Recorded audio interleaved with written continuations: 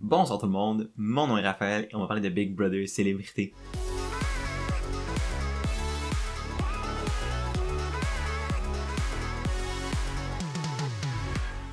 L'épisode 61 a été diffusé ce soir et on va s'en parler. L'épisode de ce soir était le dernier épisode d'élimination régulier, donc comme on l'a connu jusqu'à date.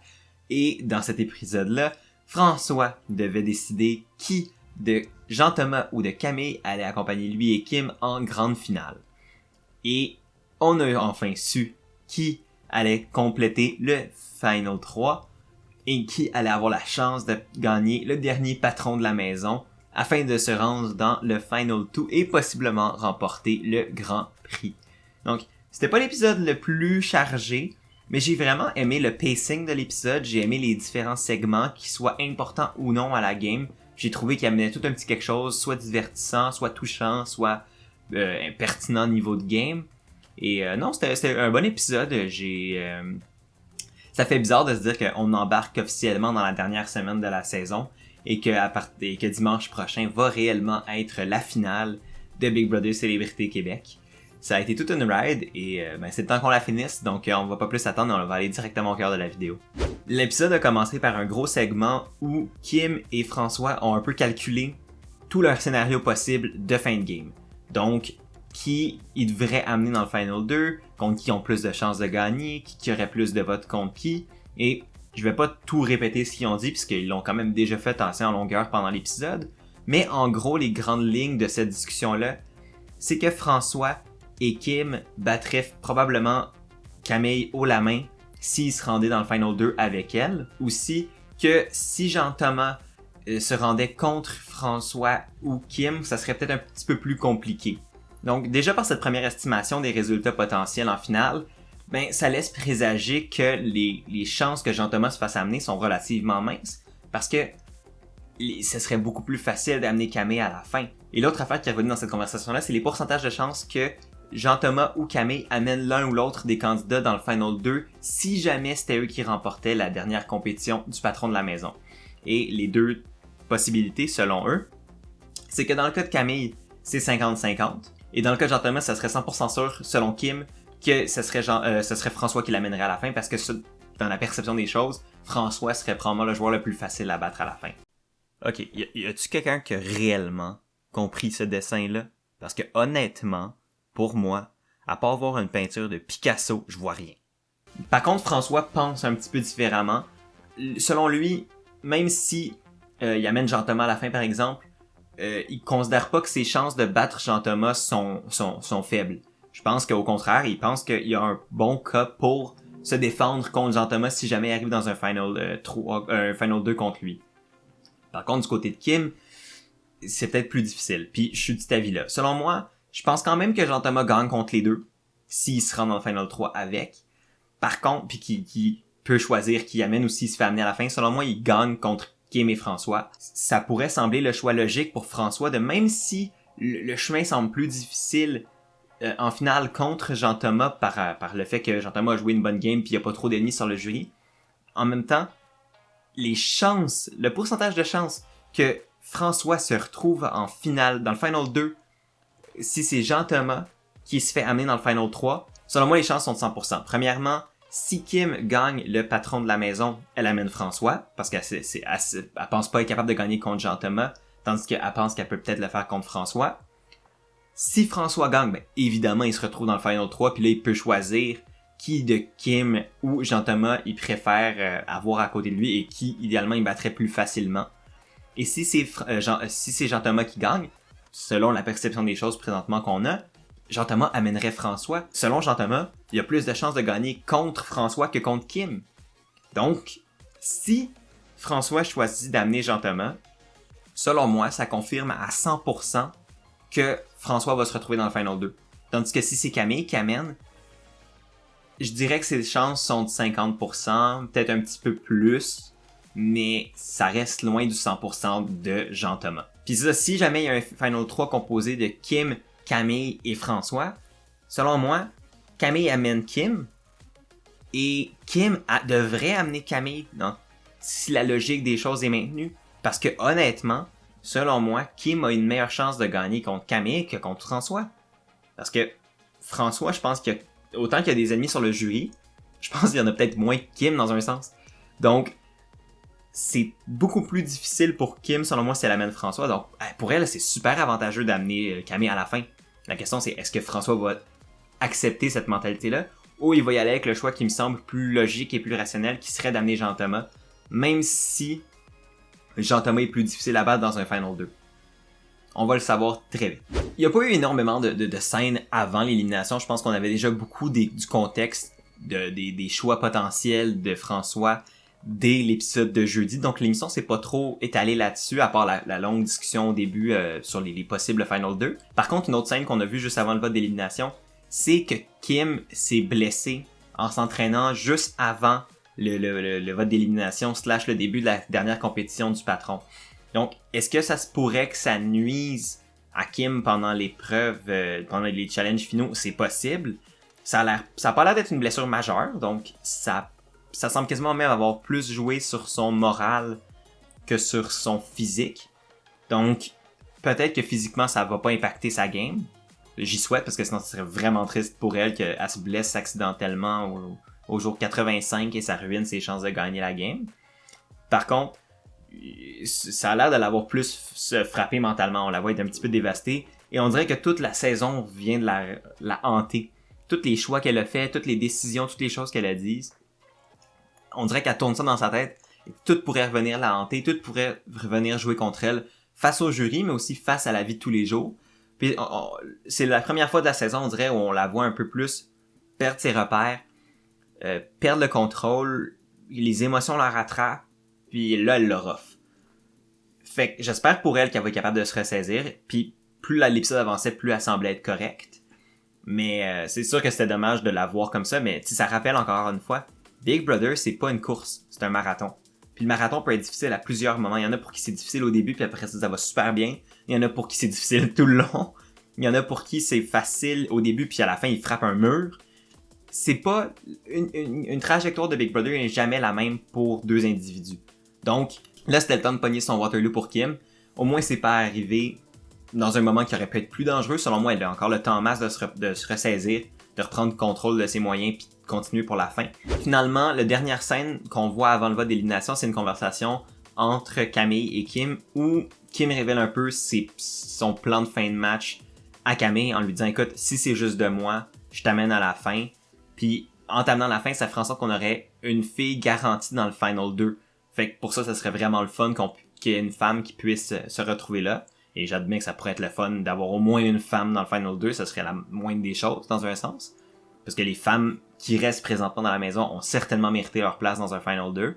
Les deux filles qui sont encore dans la maison ont joué des games sur lesquels on peut débattre, mais ont joué des games qui sont respectables pour être amenés dans un Final 2 quand on considère la saison qu'on a eue. Est-ce que c'est les plus grandes joueuses de Big Brother de tous les temps? Absolument pas. Mais personne l'est réellement tant que ça dans la maison, pour être bien honnête. Donc, ce serait le fun qu'on ait moins une fille dedans, mais là, ça va dépendre des résultats de la dernière compétition et de si Camille se retrouve dans le Final 3 ou non.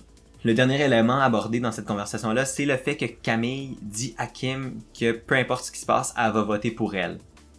Ce qui m'a fait un peu peur dans un sens pour Camille, parce que quand elle a dit ça, je me suis dit, mais ça serait le meilleur moyen, ce serait l'excuse parfaite pour Kim de justement sortir Camille de la maison, puis d'avoir un vote garanti pour elle sur le jury.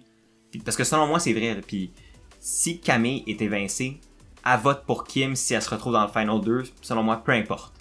Donc, pour Kim, ça serait quasiment pas fou de l'éliminer maintenant, parce que ça lui donnerait un vote de plus, et un vote qui pourrait lui permettre de peut-être gagner contre un François, ou à la limite même contre un Jean-Thomas si jamais le jury est plus ambigu sur sa game, que je pense qu'il va l'être s'il se retrouve là.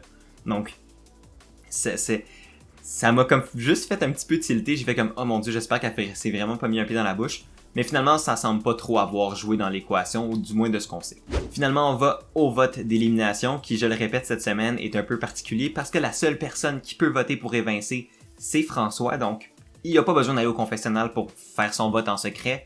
Il le fait devant tout le monde. Et c'est comme ça que ça fonctionne à Big Brother, et ça n'a pas changé. Mais avant qu'il donne sa décision finale, Camille et Jean-Thomas ont eu la chance de faire un discours pour essayer de le convaincre que le ou la garder était plus bénéfique pour sa game.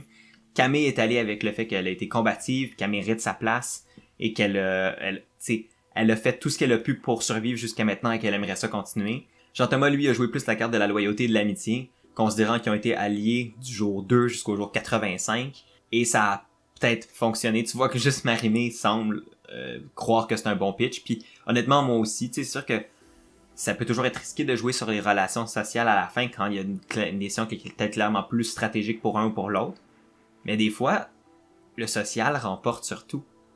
Parce que faut pas l'oublier, autant que je parle de stratégie ad vitam aeternam puis que ça a l'air d'être beaucoup de stratégie, Big Brother reste à la base un jeu social. C'est des êtres humains qui jouent, pas des pièces d'échecs. Fait qu'il y aura toujours la dimension sociale qu'il faut pas oublier et qui peut vraiment avoir un impact sur les décisions des gens. Et dans le cas de la décision de François, ce fut le cas. Parce que même si il trouve que Camille mériterait sa place, qu'elle a joué une game phénoménale, qu'il la considère comme une très bonne personne et une très bonne joueuse, il y a un élément, entre autres, qui a permis à François de se rendre aussi loin, c'est la loyauté. Et c'est notamment la loyauté de Jean-Thomas. Et c'est la raison pourquoi il choisit de le garder dans la maison et d'évincer Camille. Camille est officiellement la 12e personne évincée de la maison de Big Brother Célébrité Québec. Et avant qu'elle parte de la maison, elle a quand même fait un discours très cute et très touchant sur ce que les gens dans la maison représentaient pour elle, ce que l'expérience a représenté pour elle.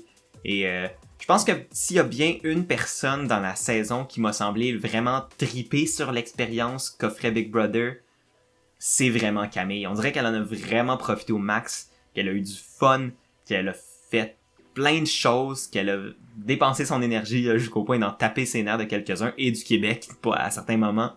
Mais la fille a eu du fun, la fille a aimé la game de Big Brother, la fille voulait être là, et considérant la saison qu'on a eue avec quand même beaucoup de gens qui semblaient vraiment être là à moitié, ou pas être là pour les bonnes raisons, ou finalement être là mais se rendre compte que c'est trop difficile pour eux, ça faisait du bien d'avoir une Camille qui voulait réellement être là, qui aimait réellement être là, et qui voulait vraiment se rendre à la fin. Et pour ça, je respecte la game de Camille énormément. Parce que dans une saison de célébrité, c'est toujours le fun de voir des gens qui veulent être là, qui trippent à être là, et qui leur feraient probablement n'importe quand s'ils se faisaient offrir. Et Camille, selon moi, était ce genre de joueuse, et pour ça, j'ai vraiment apprécié son parcours dans Big Brother. Camille s'en va faire son entrevue avec Marie-Mé. Je vais pas t'en repasser là-dessus parce que c'est pas tant pertinent pour ce que j'aborde dans ma chaîne, mais encore une fois, tu sais, c'est sûr que tout l'aspect familial de l'expérience Big Brother est revenu. Elle disait que c'était comme un camp de jour, puis c'est un peu aussi une des raisons pourquoi j'aurais envie d'expérimenter cette game folle là qu'est Big Brother.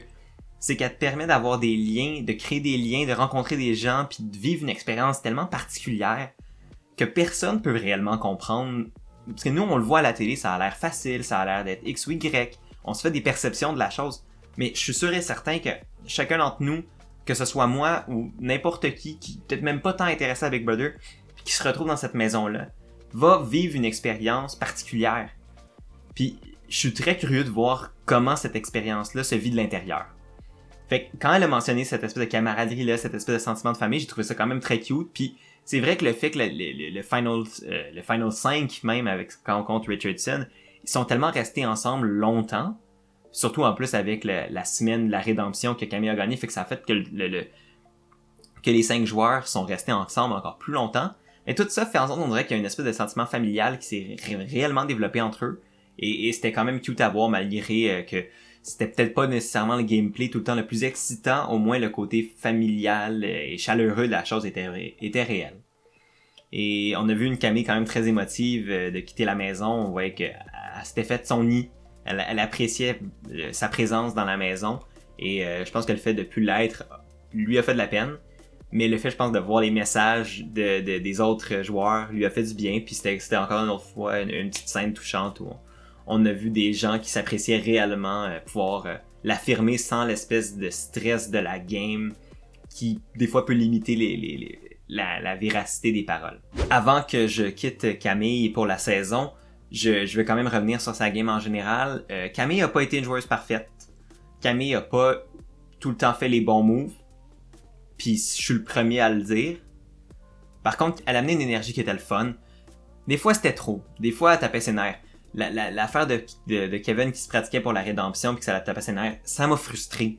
J'ai pas tout le temps été en accord avec ce qu'elle a fait ou ce qu'elle a dit, mais overall, j'ai quand même aimé la présence de Camille dans la maison. Comme je l'ai dit plus tôt, quand quelqu'un veut être là, quand quelqu'un tripe à être là, ça paraît. Puis pour Camille, ça paraissait réellement qu'elle aimait ça.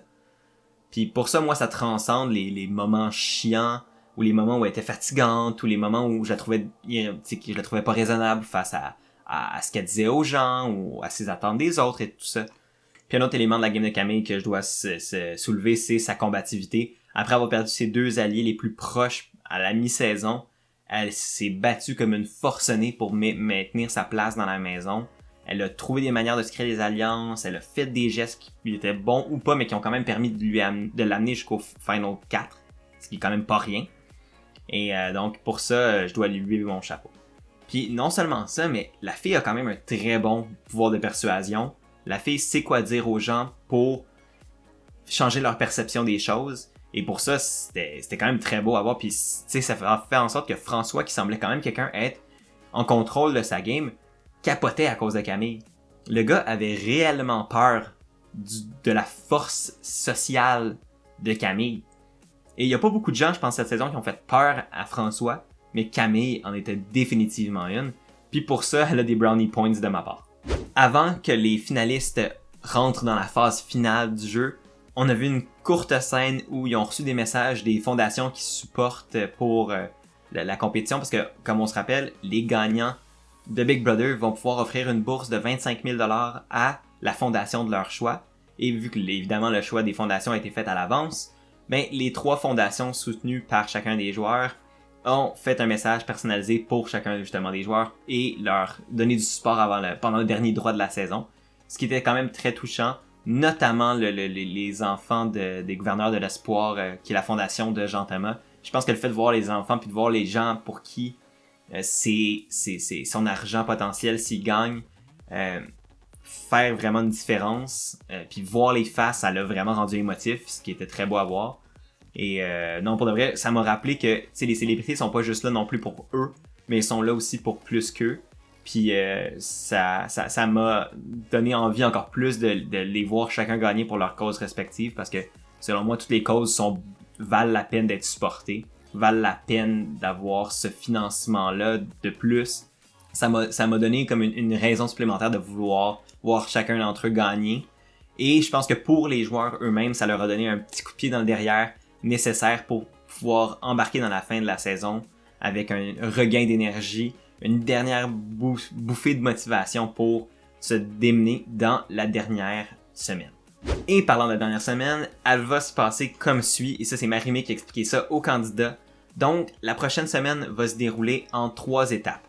Donc, la compétition du patron de la maison va durer toute la semaine et va se dérouler en 3 épreuves. La première épreuve qui est une épreuve physique, la deuxième épreuve qui est une épreuve mentale, et la troisième épreuve qui est une épreuve sociale. Et pour ceux qui ne le savent pas, de la manière que ça va fonctionner, c'est que les 3 compétiteurs vont s'affronter dans la première épreuve.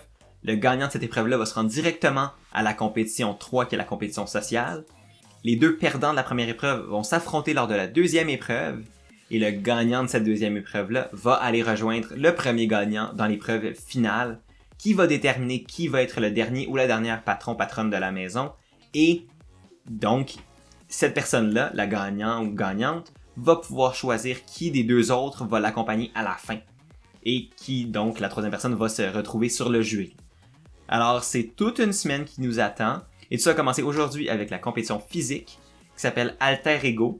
Et dans le fond, cette compétition-là, c'est une compétition d'endurance où les joueurs vont devoir se retenir par les bras sur une espèce de barre de métal et juste soutenir le poids de leur corps avec leurs bras et devoir changer de position avec les jambes repliées ou allongées à toutes les X nombre de secondes.